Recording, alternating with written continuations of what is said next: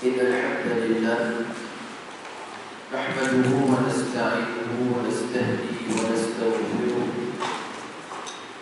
ونعوذ بالله من شرور أنفسنا ومن سيئات أعمالنا من يهده الله فلا مضل له ومن يضلل فلا هادي له أشهد أن لا إله إلا الله وحده لا شريك له وأشهد أن سيدنا محمد عبده ورسوله سبحانك لا علم لنا إلا ما علمتنا إنك أنت العليم الحكيم رب اشرح لي صدري ويسر لي أمري واحلل عقدة من لساني يفقهوا قولي يا معلم الحكمة علمنا يا معلم الحكمة علمنا يا معلم الحكمة علمنا وذكرنا ما نسينا وعلمنا ما جهلنا اللهم أخرجنا من ظلمات الوهم وأكرمنا بنور الفهم وافتح علينا بمعرفة العلم وسهل أخلاقنا بالعلم وجعلنا ممن يستمعون قولا فيتبعون أحسنه وصلى الله على سيدنا محمد وعلى آله وصحبه أجمعين أما بعد InsyaAllah pada pagi ini kita sambung pada muka surat yang ke-71 surat yang ke-71 yaitu qala musannif rahimahullah ta'ala wa nafa'ana bi barakati 'ilmihi fid darain amin bab ma jaa fi miqdar al-qu'ud fi rak'atayn al-ulayayn bab yang ke-204 yang telah datang ia pada menyatakan kadar duduk pada 2 rakaat yang pertama yakni duduk tahiyat pertama tahiyat awal berapa kadarnya maka kita akan lihat pada hadis ini. Baik, tetapi kiranya ya saudara telah datang hadis yang menunjukkan kadar duduk pada 2 rakaat yang pertama iaitu dikeluarkan oleh Imam Tirmizi demikian bunyinya an Abdullah bin Mas'ud qala kana Rasulullah sallallahu alaihi wa alihi wasallam idza jalasa fi rak'atayn al-ulayayn ka'annahu ala rabbi diriwayatkan daripada Abdullah bin Mas'ud radhiyallahu taala anhu katanya adalah Rasulullah sallallahu alaihi wa alihi wasallam apabila duduk ia pada 2 rakaat yang pertama seolah-olah seperti mana orang yang duduk atas batu yang dipanaskan yakni tiadalah dia panggil rotufi di mananya batu yang panas itu duduk atasnya itu dia panggil bahasa Minaya menunjukkan tahiyat awal ni tak lama Nabi duduk seperti mana tak lama tahiyat akhir Nabi duduk lama sehingga kan ada sahabat atau Sayyidatuna Aisyah meriwayatkan Nabi SAW sebelum salat Nabi tidak akan melepaskan doa Allahumma inni a'udzubika min azabi jahannam wa min azabil qabri wa min fitnatil mahya wal mamat wa min syarri fitnatil masiihid dajjal. Itu doa yang dibaca. Cuma bagi imam tak disunatkan untuk menambah bacaan-bacaan dalam sembahyang. Sekadar itu yang dibaca. Contoh kalau subhana rabbil azim itu 3 kali ya. Subhana rabbil a'la 3 kali. Untuk tak disunat juga bagi imam untuk membaca doa selepas daripada tahiyat akhir. Habis bina alamin innaka hamidum majid itu ditambah lagi doa panjang tak? Sebab bukan tempat dia. Sebab solat jemaah ni semana kadar yang ada itu yang kita buat. Sebab kita tak nak memberat-beratkan solat, memanjang-manjangkan sembahyang. Itu akan memberatkan jemaah. Jadi disunatkan bagi imam itu dibuat yang sekadar yang ada saja. Sebab bila alamin innaka hamidum majid itu bagi salat. Tapi kalau kita sembahyang seorang tak tahu. Dalam tahiyat akhir itu kita nak tambah doa lagi. Allahumma inni a'udzubika min azab عذاب جهنم ومن عذاب القبر ومن فتنة المحيا والممات ومن شر فتنة المسيح الدجال اللهم اغفر لي ولوالدي. Itu adalah sembahyang semua. Kalau sembahyang ramai jangan. Bagi imam lah, juga bagi makmum. Sebaiknya kalau imam bagi salam, makmum pun bagi salam. Dan jangan lewat daripada imam kalau hukumnya adalah makruh. Dia tak batal, cuma makruh. Baca orang sujud lama dia sujud rakaat yang takhir, tu imam bangun lah. Imam nak bagi salam baru dia bangun. So apa sembahyang tu, hukum sembahyang itu adalah makruh. Dia tak batal sebab dia tidak lewat daripada imam dua rukun yang panjang. Jadi benda tersebut tidak ada masalah. Cuma perbuatan dia lama sujud. Habis itu tak ada sujud lama, tak mahu sembahyang seorang. Sembahyang seorang tak boleh sujud lama, tak bangun terus lama. Itu mati je orang. Tapi nak kata tu, kalau ikut imam ikut lah. Kalau imam bagi salam, dia baca final alamin yang kami itu menjadi bagi salam, dia pun bagi salam. Jangan lewat daripada imam. Kalau lewat daripada imam ni boleh bawa kepada batas sembahyang. Melibatkan ruku-ruku yang panjang. Jadi bacaan-bacaan tadi, kalau kita baca dari awal sampai asyhadu an la ilaha illallah wa asyhadu anna muhammadar rasulullah, kemudian sampai Allahumma shalli ala Muhammad. Itu dari awal. Baik. Begitu juga kalau imam tawat tahiyat awal tu, tak wajib ikut kita buat. Kalau kita buat tu nak batas sembahyang. Imam tawat tahiyat awal, kita pergi duduk tahiyat awal, maka batal langsung. Begitu juga bagi imam, biar mana dia dah bangun untuk rakaat yang ketiga, dia lupa tadi baca tahiyat awal, dia dah bangun dah qiyam dah, atau separuh dia dah bangun, maka dia tak boleh lagi turun ke bawah. Macam itu juga dengan kita kalau dah qiyam atau kita dah separuh daripada qiyam, kita baru teringat, tak baca tahiyat awal, kita dah turun, tu tak boleh. Kalau turun juga apa jadi, sembahyang itu dikira batal sebab kita menambah satu lagi rukun dalam sembahyang. Dan terlepas untuk kalau melibatkan solat sunnah aba'ah, melibatkan sunnah aba'ah, tak apa kalau terlepas. Contoh macam duduk, kita orang tidur mamai-mamai sembahyang, okey. Rakaat yang kedua tu habis terus sujud. Dan sujud waktunya lupa tahiyat, lupa baca Quran. Nak naik tak boleh. Tak dibolehkan. Yang boleh pindah, yang boleh patah balik kalau lupa rukun, itu tak mahu. Contoh, dia lupa rukun dalam Fatihah. Tak tahu maksudnya dia lupa, tak tahu. Cuma ketika dia lupa tu dalam perhatian dia kata, aku ni tak baca dari Fatihah, masa tu wajib dia patah balik. Tapi kalau benda sunnah, tak boleh patah balik. Tak kira sunnah hayat, ke sunnah aba'ah, kalau sunnah aba'ah lah, tahiyat awal dengan duduk tu, dia dah rukuk, dia dah sujud, dia nak patah balik doa tu, tak boleh. Dia ada qiyam, dia nak patah balik macam tahiyat awal, tak boleh. Nanti ganti dengan apa? Sujud sah. Itu dia. Yang patah-patah balik tak? Melainkan kalau rukun tiga patah balik, itu tak apa. Kita teringat tadi kan, teringat kalau lupa baca Fatihah, wajib patah balik, wajib naik ke qiyam, baca Fatihah. Kalau dia turunkan sembahyang itu batal sebab apa? Dia tertinggal rukun. Baik. Kata Imam Abu Rizal At-Tirmizi, bermula ini hadis hasan, intaha kala Imam At-Tirmizi, dan telah mengeluarkan akannya oleh Imam Asy-Syafi'i di Al-Um, dan ada beberapa masalah disebutkan.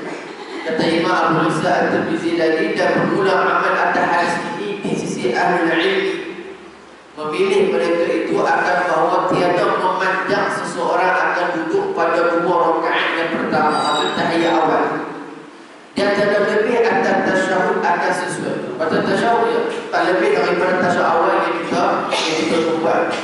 Dan berkata mereka itu, jikalau lebih dia atas tasyahud, maka atasnya dua sujud sahwi. Begitulah diriwayatkan akan daripada Syafi'i dan lain. Kalau dia terbalik,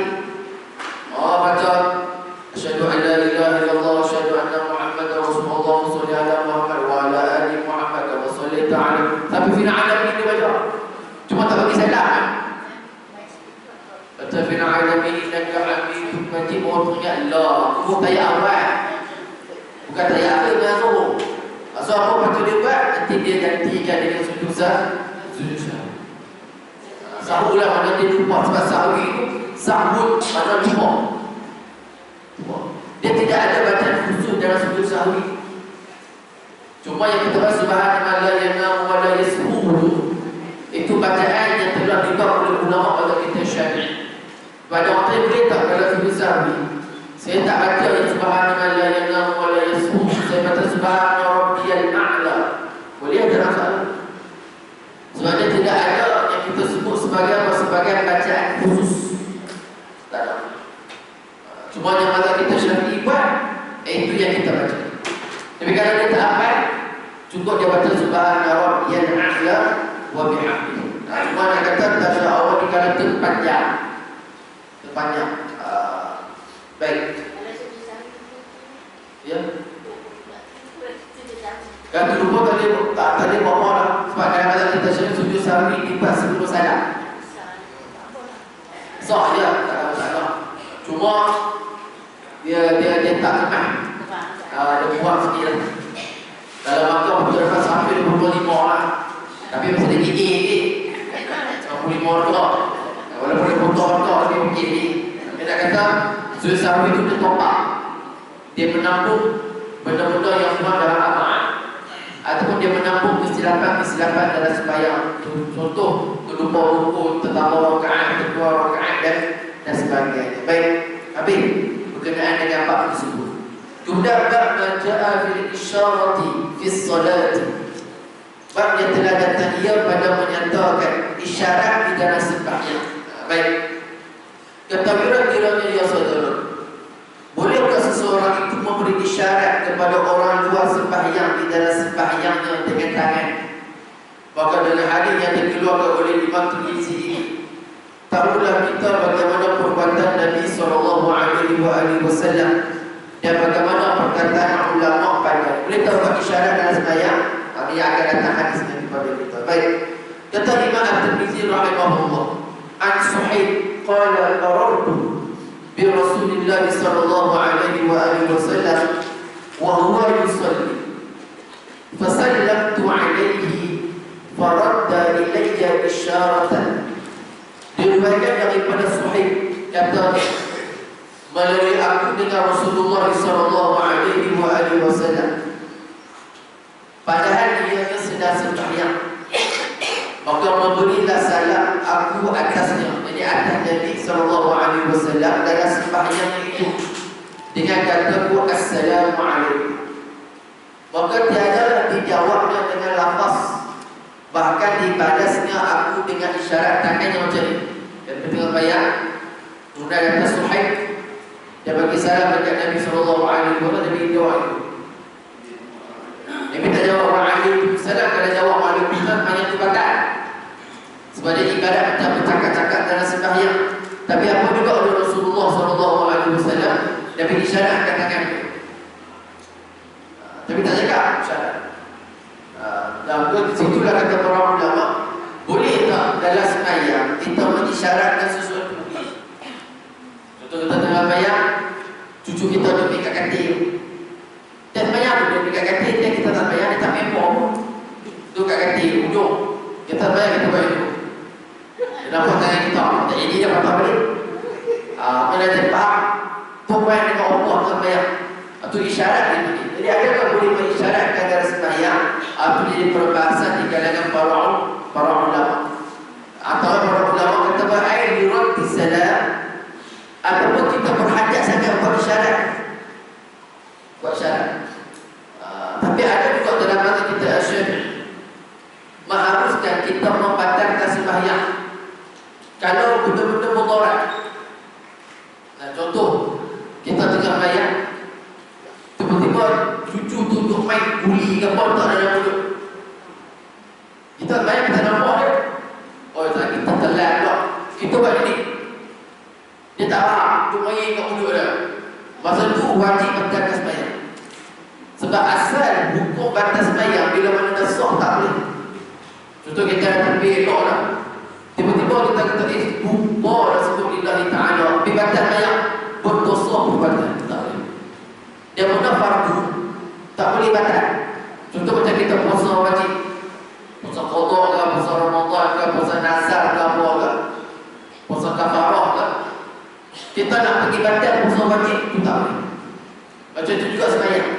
Sembahyang bila mana dah sah, sudah rukun dia tu, semua sah, kita saja-saja pergi bagi batal, perbuatan tersebut ditegak oleh syarak. Melainkan kalau ada mudarat macam tadi. Macam kita tengah bayar, pintu buka, nampak ada satu orang tengah duduk jalan, kita tak pasal lengkap. Kita kata kena dah ni. Dan bayar. Tak batal ke? Kau macam mana? Kalau tak batal, ni sakit dia jatuh. Maka ketika tu harus untuk batal ke tak? Bayar kita batal. Cakap dia boleh lengkap. Jangan cakap kita sebenarnya batal. Kita dah macam-macam apa orang iyyaka na'budu wa iyyaka nasta'in. Woi, lengkap woi. Batal. Sebab cakap dia macam mana buat? Batal kan? Itu tak apa. Tapi kalau saja batal, tanpa ada sangkuh tak boleh. Itu tak dibenarkan. Itu mudarat lah. Contoh macam kita macam gemuk-gemuk bumi. Harus untuk batal sembahyang. Harus untuk batal sembahyang. Malah boleh jadi wajib untuk batal sembahyang kalau ada mudarat. Dia kata mati syahid Ustaz. Mana hantar mati syahid? Gemuk bumi. Nak sembahyang tu kan nak batal sembahyang. Batalkan sembahyang. Syarak dibenarkan batalkan sembahyang untuk lari. Sebab sembahyang tak terkena mudarat. Memanglah ada hadis Nabi cerita orang yang mati syahid. Kita kata mati syahid akhirat antara dihempak dengan bangunan atau dihempak dengan batu. Itu bukan cari pasal. Itu tak memang jatuh batu. Ni kalau ada bangunan tu goyang, begitu itu. Jadi kita takut kita salah faham hadis. Hadis tu cerita kata ada satu orang berjalan, tak tahu benar-benar dia berbatu hempak saja. Atau kita duduk bawah bangunan tu, benar jatuh. Genting ke jatuh kena kita. Mati orang. Itu dikira sebagai syahid akhirat. Tapi kalau benda tu memang dah bergoyang, kita pergi duduk bawah tu. Takut-takut tak termasuk di pada golongan. Sebab mati-mati ini kita tak tahu takdir. Tapi kalau kita tahu benda tu mudarat, jalan yang bawa keluar daripada mudarat. Sebab Islam ni dia tak suka masyarakat ataupun penganut dia ataupun manusia terkena mudarat. Itu cara boleh batas sembahyang. Saya daripada itu tak boleh. Terlupa sebut lillahi ta'ala ke, terlupa sebut rakaat ke, terlupa sebut apa saja yang mereka kosong ta'ala ta'ala itu, yang lain tak boleh batas. Lupa sebut lillahi ta'ala tak boleh batas sembahyang. Lupa sebut 3 rakaat tak boleh batas sembahyang. Tapi kata Ustaz, saya lupa sebut zuhur, itu kena batas. Sebab niat tadi tak sah. Sebab dia ada qasar, dia ada ta'arud, dia ada ta'lim.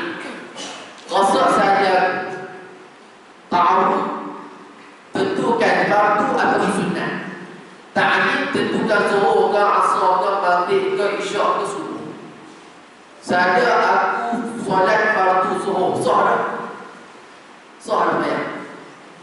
Walaupun dia tersebut 4 rakaat, dia tersebut lillahi ta'ala, sah. Hatta kalau kita nak jemaah, kalau kita tak niat menjadi makmum ketika mana dalam takbiratul ihram pun sah. Cuma dia kena niat jadi makmum sebelum dia rukuk. Tu ya. Rukuk rakaat yang pertama.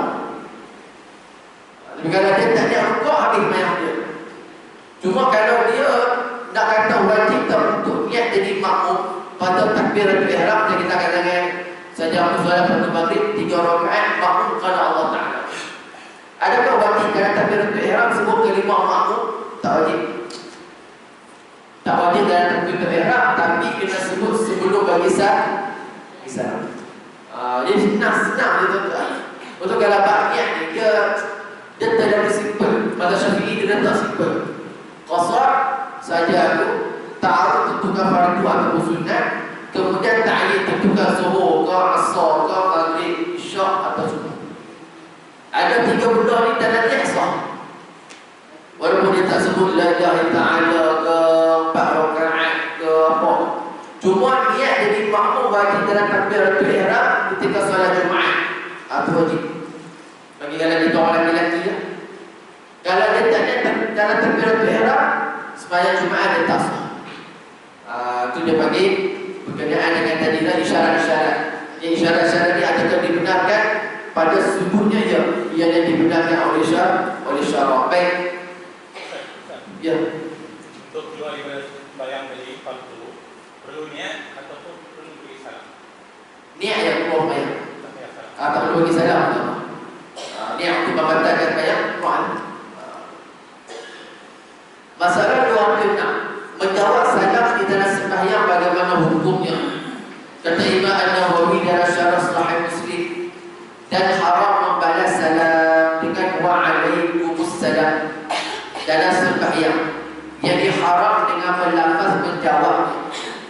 Dan jikalau dijawab salam dengan isyarat, maka ia tiada mudaratkan, bahkan dari sunat pula dengan yang demikian. Jadi kalau kita jawab salam wa'alaikumussalam sembahyang itu dikerabatan. Sebab ibaratnya isyarat macam kita sedang bercakap. Macam orang Muslim kan, dia sebut Alhamdulillah tak apa, kita sebut Yarhamdulillah. Sebab kalimah Assalamualaikum dia ada domain, dia ada kata ganti nama. Kalau Assalamualaikum, alaikum, kalimah kum. Kum tu kata ganti nama yang ketiga bagi antum, bagi kamu. Ibaratnya kita seolah bercakap. Begitu juga kita kata Yarhamdulillah.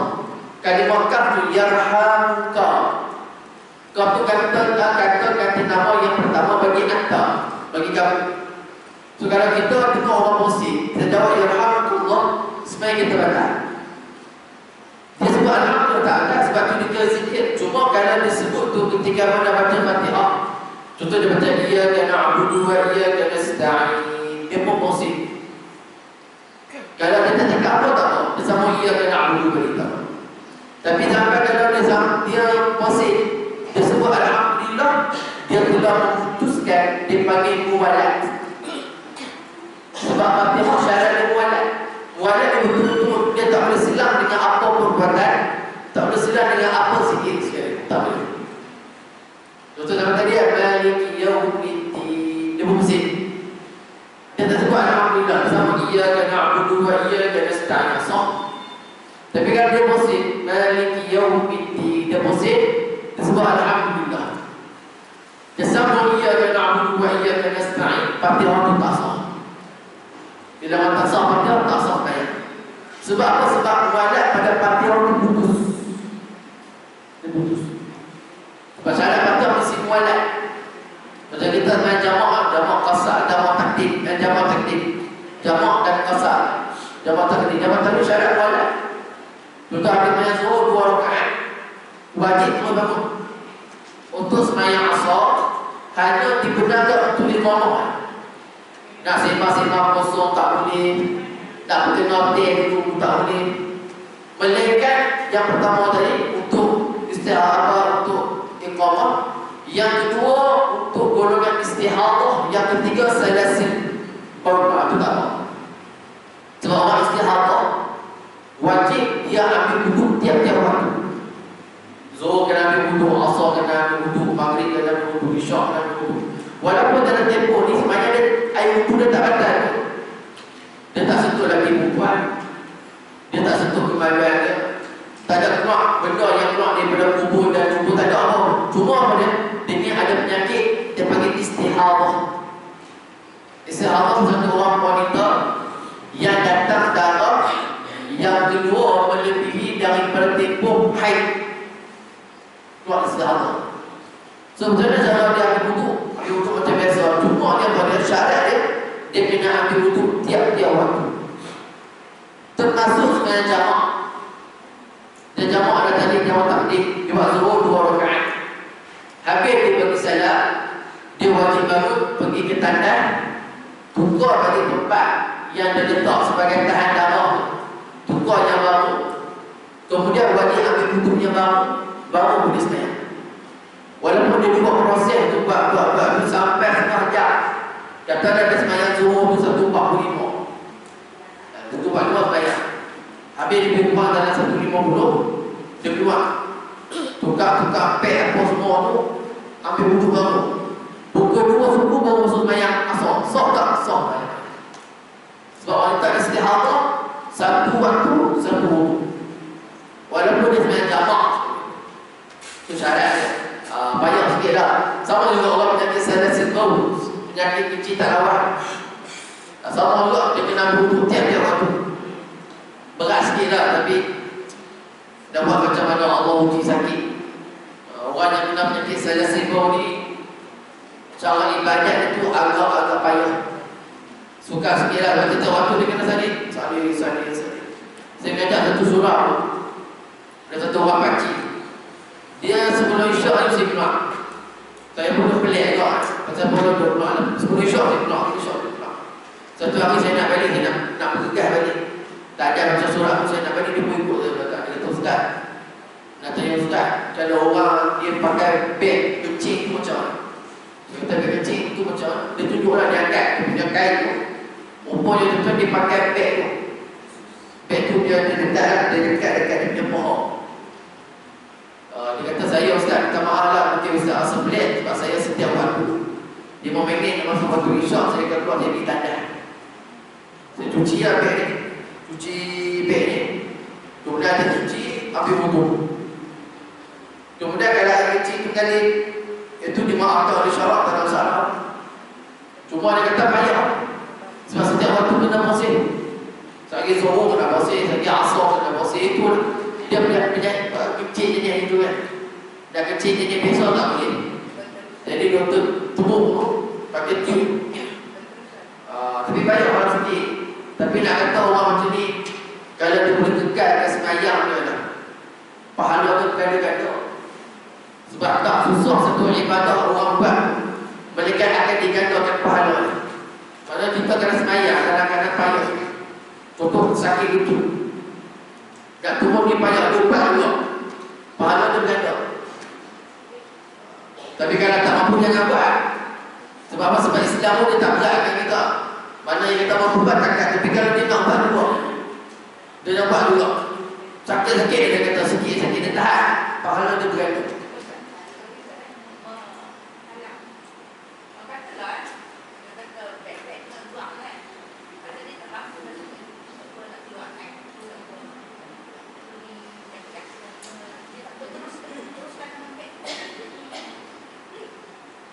Dia kalau berurusan dengan beg tu, dia bagi sembahyang orang waktu je lah. Sebab dia kira sebagai menanggung najis. Dia kira menanggung najis. Yang pakai beg tu memang ada menanggung beg tu. Sebab tu kita suruh penyakit salasil bau, disuruh untuk bersih. Suruh bersih tu, cuma katalah dia tak larat sangat orang tu. Dia nak buat tak larat, tempat dia sembahyang. Tapi sembahyang tu wajib kena kodok balik. Dia bagi sembahyang orang waktu. Sebab dia kategori menanggung najis. So saya kata tu kalau orang tu diuji macam tu, itulah ujian Allah Ta'ala pada dia. Jadi dia kena terpaksa menanggung benda tu. Dan kalau dia beribadat, kalau waktu tu macam tu, insyaAllah pahala dia berganda-ganda lagi. Cuma kalau dia tak larat, dia kata dia detik ke apa ke tak apa, dia hanya perlu pada semayang.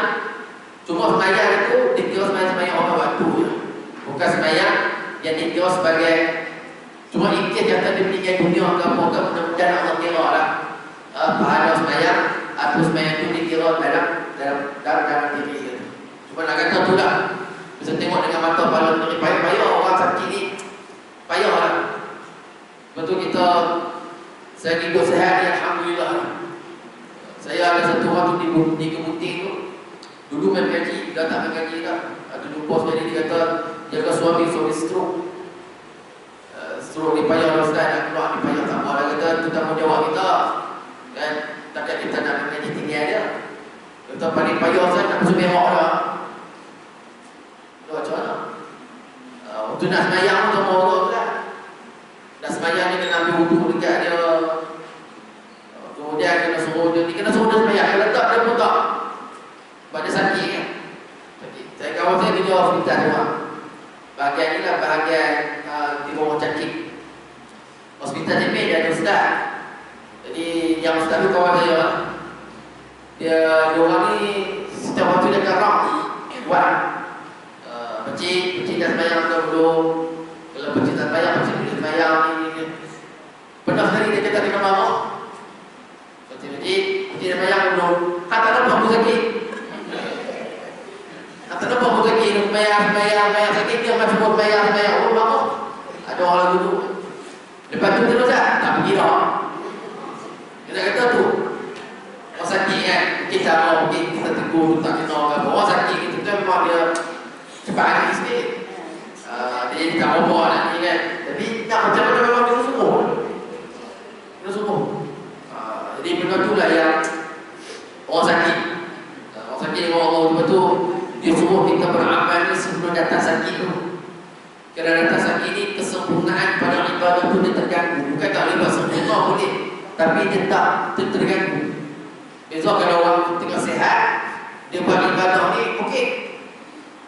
Tapi kalau dah musuh, dah sakit ni, jadi berat sikit.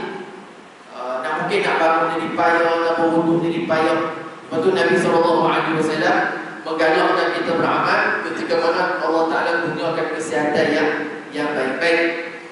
Kemudian, dan dengan inilah berkata Imam Syafi'i dan kebanyakan ulama, dan kata Imam Qadhiyah rahimahullah telah berkata satu jamaah daripada ulama harus membalas salam orang dengan menuturkan wa'alaikumussalam di dalam sembahyang.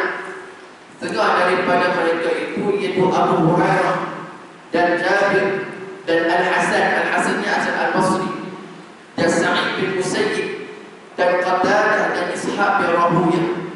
Dan kata dibalas salam di dalam hatinya. Ada sebagian ulama kata boleh jawab salam. Sebab apa? Menjawab salam itu hukumnya adalah wajib.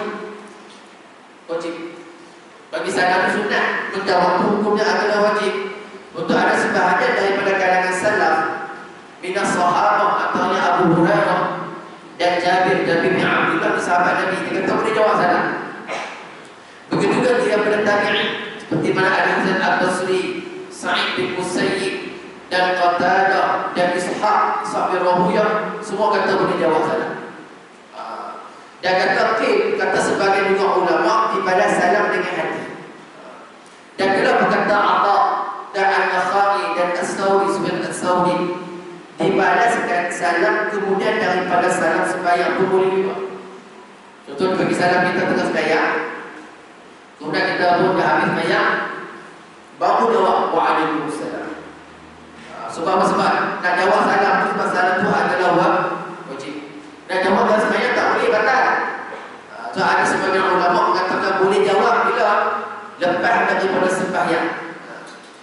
Dia kata Imam Abu Hanifah radhiyallahu taala anhu, tiadalah dibalas salam di dalam sembahyang tiada dengan lafaz dan dengan tiada isyarat. Sebab apa? Sebab waktu tu tak sepatutnya orang tu bagi salam. Macam makan kata. Orang tengah makan, kita bagi salam. Makruh. Dia tengah makan. Faham ni? Kawan pun tengah makan ni Allah. Dengan pedas dia bawa. Tersedok-sedok kawan tu jawab salam. Kawan tu pandai juga. Dia jawab salam, tak jawab besar.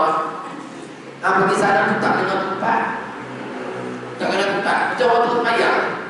Kita tahu dia tengah sembahyang. Tiba bagi salam. Mereka kan kita datang rumah tu tak tahu lah.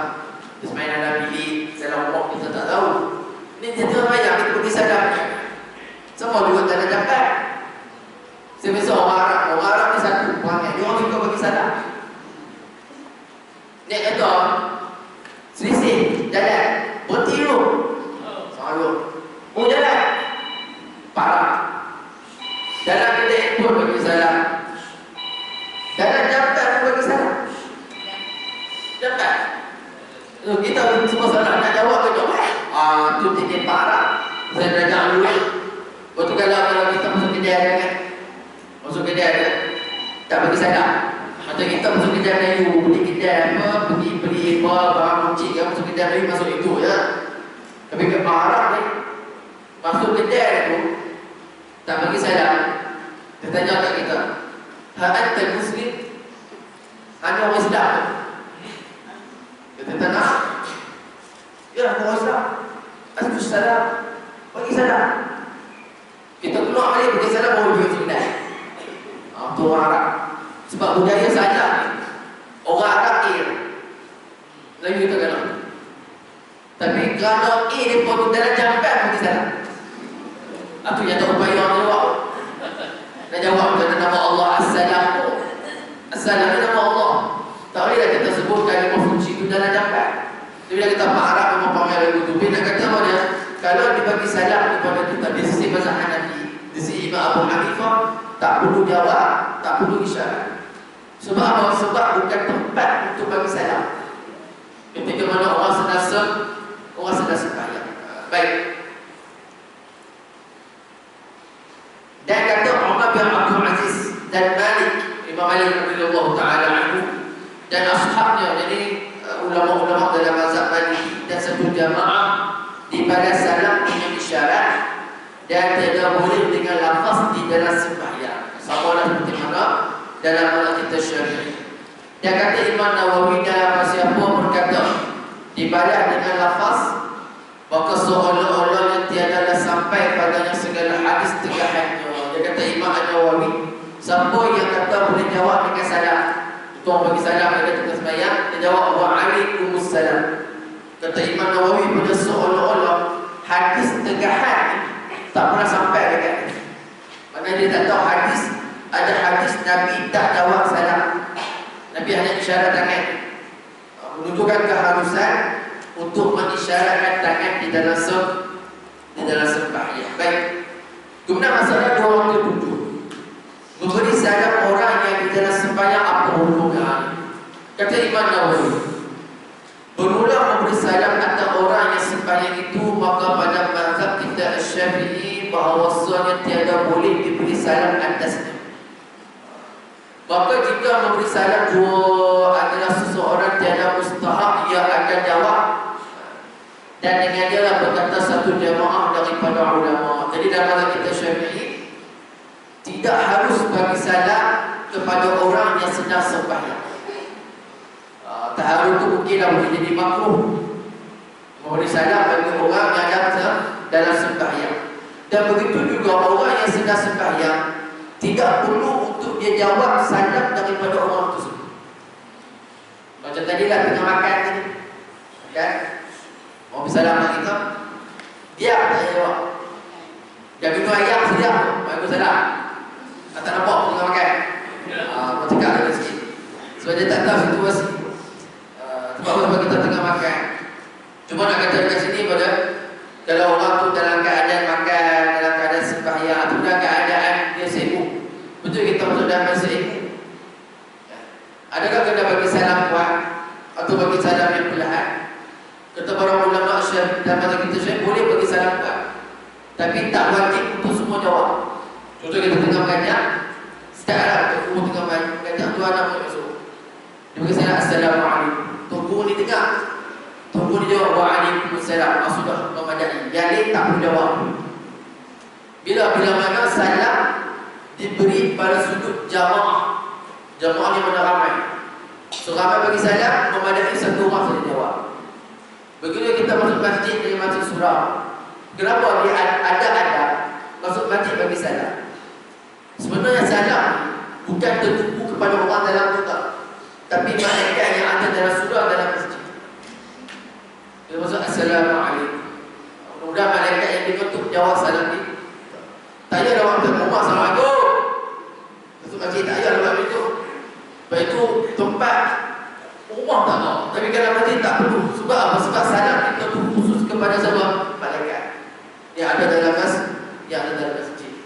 Itu bagi salam. Dan daripada Malik, jadi Imam Malik radhiyallahu taala anhu, dan diriwayatkan salah satunya makruh memberi salam.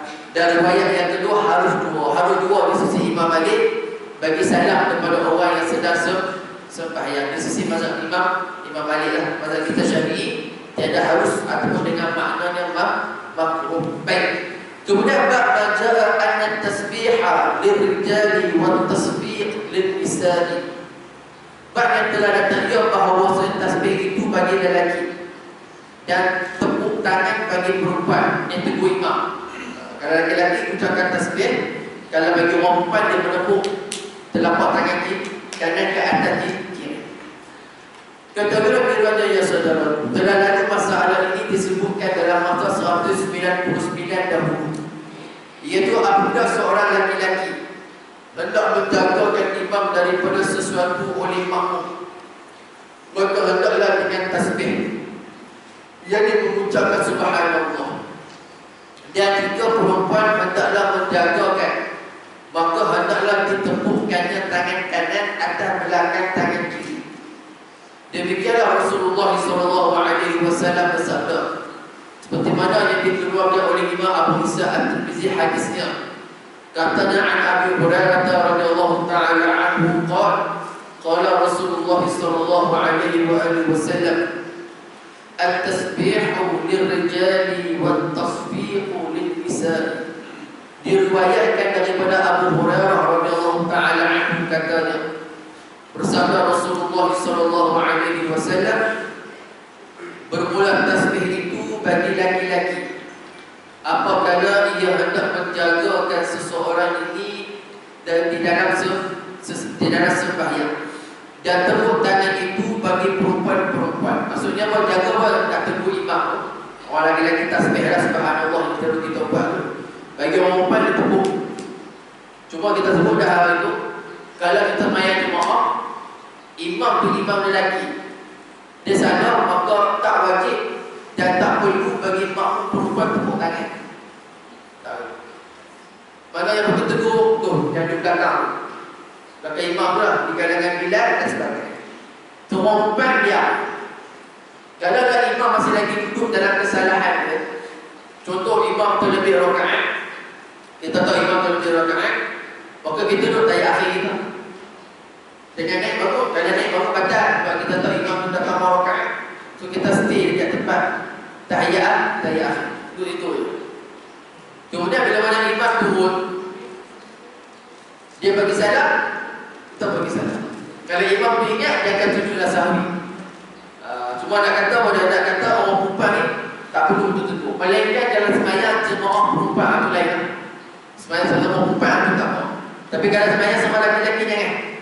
Biar orang laki-laki je tegur. Masalah usah dia pun tak tegur apa. Bukan tak tegur, orang laki-laki tegur khusyuk. Dah khusyuk. Bila orang khusyuk ni tak ada nak tengok salah-salah. Dia ikut je.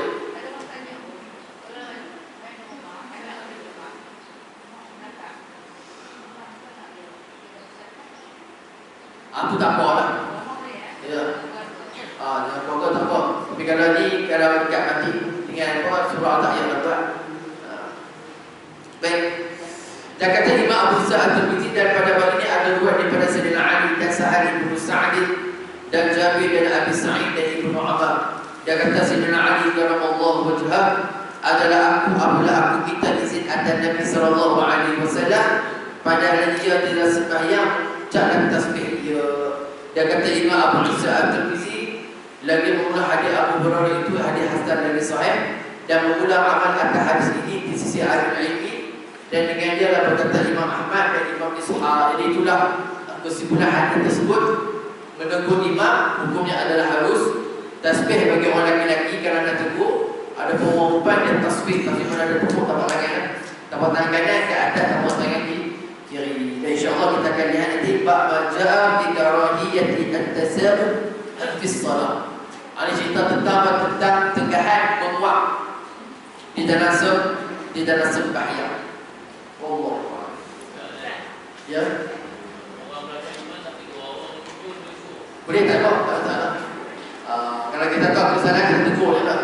Cuma keutamaannya pada yang belakang, sebab dia hampir dengan imam. Dia hukum ni dari jauh dah. Tapi kalau tengok macam yang belakang tu macam lupa-lupa kan. Kita jadi yang lagi kita tegur.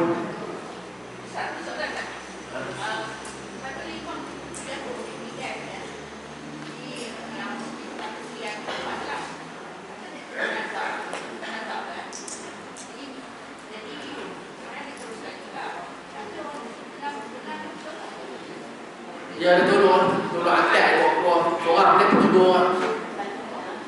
Ya. Kalau seorang dia angkat semua. Tapi kalau ada dua orang. Tapi selalunya kalau imam dia kolaps ke dia jatuh ke selalunya sembahyang semua habis kan. Orang jadi apa? Buta kacil.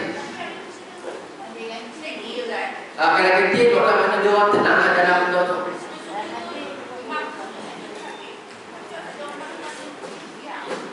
Tak apa kalau memang yakin dia meninggal kita tak apa.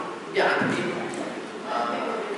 Selalunya kalau berlaku macam tu dia akan jadi kucing kacir sikit. Tapi kalau steady maknanya dia boleh gaji dia. Dulu gaji. Ya.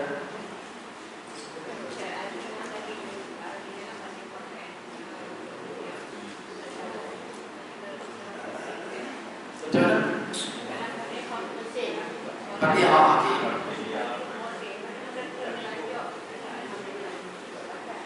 Tak apa, tak masalah. Dia kalau sebut tasbih tu, ketika mana kita bersin, kita sebut Alhamdulillah, tak ada masalah. Cuma Fatihah kita tu dia kena patah balik belakang. Kena mula balik bismillah. Sebab dia butuh muwalat. Sebab syarat sah bagi bacaan Fatihah dalam sembahyang adalah muwalat. Muwalat itu betul-betul daripada bismillah sampai waladhdallin tu dia tak sekam dengan apa-apa. Tapi kalau kita ada bersin, kita tak sebut apa-apa tak apa. Kita sambung balik. Tapi kalau kita dah baca Alhamdulillah, dia kena patah balik belakang. Sebab muwalat dah terputus.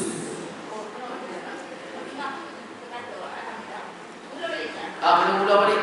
Sebab muwalat ni dia tak boleh silap dengan apa-apa benda termasuk zikir. Termasuk zikir. Betul ada sebagian daripada tutup dia tak bagi terus sebab Alhamdulillah. Sebab takut dia tu. Dia ingat tak apa, rupanya tak. Dia terputus muwalat Fatihah tak sah. Kalau dalam hati tak apa, tak masalah. Dalam hati tak apa. Ya? Dalam hati tak apa, dia tinggal nafas.